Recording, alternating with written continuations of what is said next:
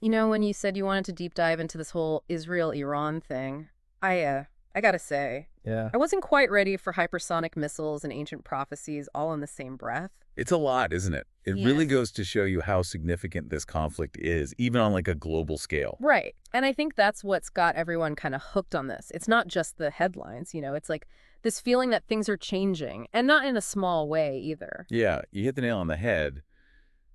It's not about just like land or resources. This is about ideology technology, Mm-hmm. the whole balance of power shifting. Mm-hmm.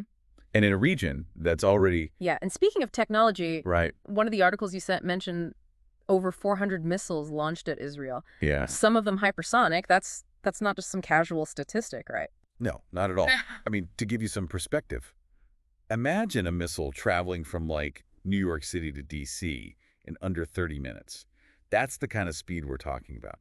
It's incredibly difficult to defend against. That's where the Iron Dome comes in, right? Supposed to be this state-of-the-art defense system, but even that was kind of pushed to its limit. It's remarkable technology for sure, intercepting rockets midair. But even with its high success rates, some missiles are still getting through, especially those hypersonic ones. It's kind of like trying to stop a swarm of mosquitoes. Oh, gosh. You might swat a few, but others are going to get through. And in this case, even a few is enough to cause some serious damage. Not to mention the fear that comes with it. Well, that's what I was thinking, too, because while there was definitely damage reported at airports and infrastructure, civilian casualties were relatively low. The article I read almost made it sound like it was intentional, on Iran's part. It's a calculated move, I'd say. By targeting specific locations, minimizing civilian casualties, they're demonstrating their capabilities without triggering an immediate and overwhelming response. So it's a show of force, then. Exactly. Yeah. It's about sending a message. We have the power to hit you, and we can choose where and how. Which brings us to allies. Right.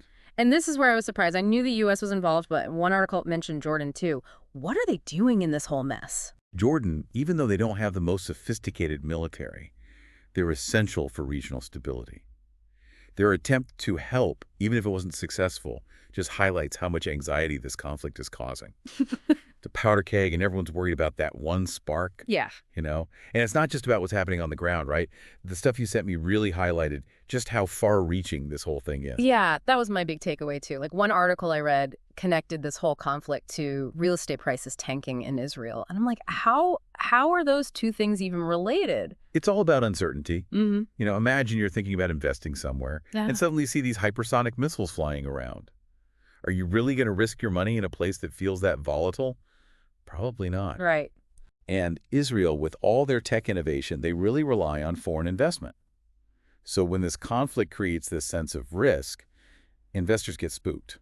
And that has a real impact on their economy. It's like this underlying anxiety just kind of seeps into everything. Exactly. Right. And it's not just the big investors who are feeling it. Think about everyday people in Israel. They're dealing with the fear of more attacks, the economic uncertainty. I mean, the emotional toll is huge. It really disrupts everything. And then you zoom out even further, and there's the global impact. I mean, we're already paying an arm and a leg for gas these days, and this is only making things worse, right? Absolutely. Yeah. Energy prices are like the canary in the coal mine when it comes to this kind of global instability. Any conflict in a place that produces a lot of oil and gas, prices are going to spike. It's like we're already dealing with inflation and supply chain issues, and this just throws fuel on the fire. It's crazy how interconnected everything is when you really start to think about it. It really is. And it highlights why understanding this conflict, even if it feels far away, is so important. What happens in the Middle East doesn't stay in the Middle East. Yeah, it's not just about the missiles and the politics. It's real people's lives, economies, global anxiety. And it goes even deeper than that. Remember that stuff about messianic ideologies playing a role? Right. That's where things get really complicated for me. It's like this isn't just a regular conflict. It's tied to these ancient beliefs, prophecies. For some groups, especially the more extreme ones, this isn't about borders or resources. It's about fulfilling what they believe is like a divine prophecy. It adds a whole other layer to an already volatile situation. So how do you even begin to negotiate with that? Find some kind of common ground when you're talking about beliefs rooted in ancient texts. It's one of the biggest challenges. Yeah. Honestly, diplomacy becomes less about politics and more about navigating deeply held religious beliefs, Yeah. worldviews that are fundamentally opposed. It's like two completely different realities are colliding. In a way, they are. And that's what makes this so difficult to unpack, let alone resolve, Mm. and more importantly, so dangerous.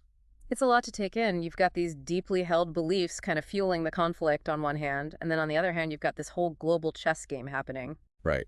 It's high stakes with some really powerful players involved. Yeah. And as we've been talking about, the stakes just got a whole lot higher. Yeah, especially with these hypersonic missiles now. It's like everyone just went on high alert. Definitely changed the game. Yeah, one article even suggested that the U.S. seems less sure of themselves this time around, less willing to dive in head first, you know what I mean? Well, the U.S. has always had to walk a fine line in the Middle East, balancing their relationship with Israel with their own interests.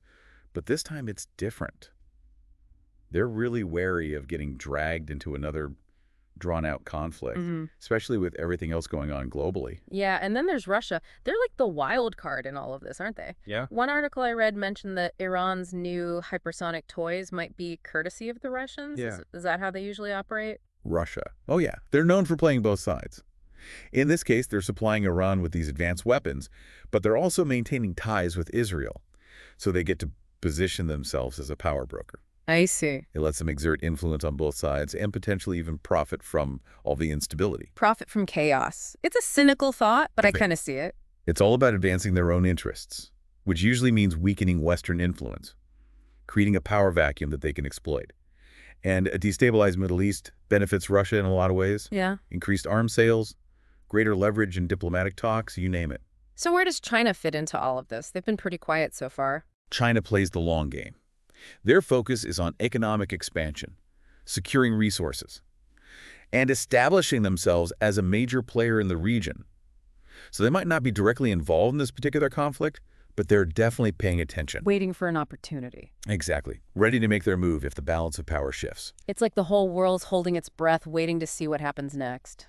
That's the thing about this whole situation. It's not enough to just analyze the current state of things. You have to try to understand the ripple effect of every action and every inaction. One wrong move, one miscalculation, and the consequences could be devastating. So where does that leave us? More questions than answers. Maybe, but they're important questions to ask. And I think this deep dive has given our listeners a much better understanding of everything that's going on, the motivations, the potential consequences. Yeah, this isn't just some history lesson. This is a story that's still unfolding. And every choice that's made today, by world leaders, by everyday people, it all adds up. It's going to determine what happens next. Couldn't have said it better myself. It really makes you think about what you said earlier about how interconnected everything is. This conflict is proof that what happens on one side of the world can have huge consequences on the other. And understanding how it all works is more important than ever. Absolutely. Well said.